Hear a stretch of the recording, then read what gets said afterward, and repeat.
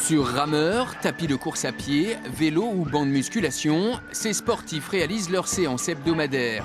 Tout ici s'apparente à une salle de gym traditionnelle, mais à une exception près, celle-ci est réservée aux personnes en situation de handicap. Trop difficile dans les salles de sport où il y a beaucoup de monde, beaucoup d'appareils.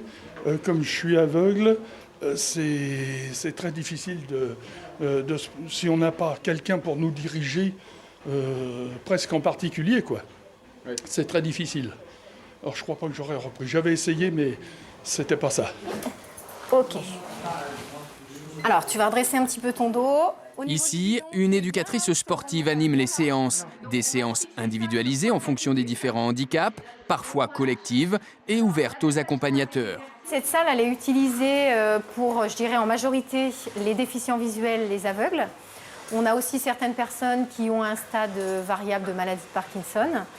Des personnes, je dirais, aussi à mobilité réduite. Et on a aussi des personnes valides. On a notamment des couples où la femme n'a pas de problème de vue du tout. Elle fait le taxi, entre guillemets. Et puis ça lui fait du bien aussi à elle. Donc ils font leur gym ensemble, ils passent un bon moment ensemble. L'idée de ce projet, c'est celle du comité handisport de la Vienne et de l'ASSAV, l'association sportive et sociale des handicapés et adhérents valides de Poitiers.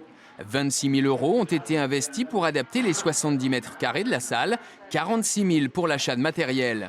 Un financement public-privé, une réussite. Depuis son ouverture, la SAV compte 30% d'adhérents en plus.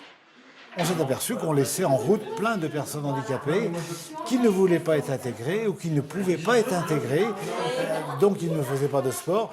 Nous étant défendus un peu du sport, on a créé cette salle pour leur donner une activité et on s'aperçoit que ça marche bien. C'est la salle, le président de la fédération est venu la visiter en nous disant que c'était la première handisport qui a été montée de ce style et qu'il y a des gens qui nous ont déjà téléphoné pour peut-être emboîter le pas pour faire des projets de ce type.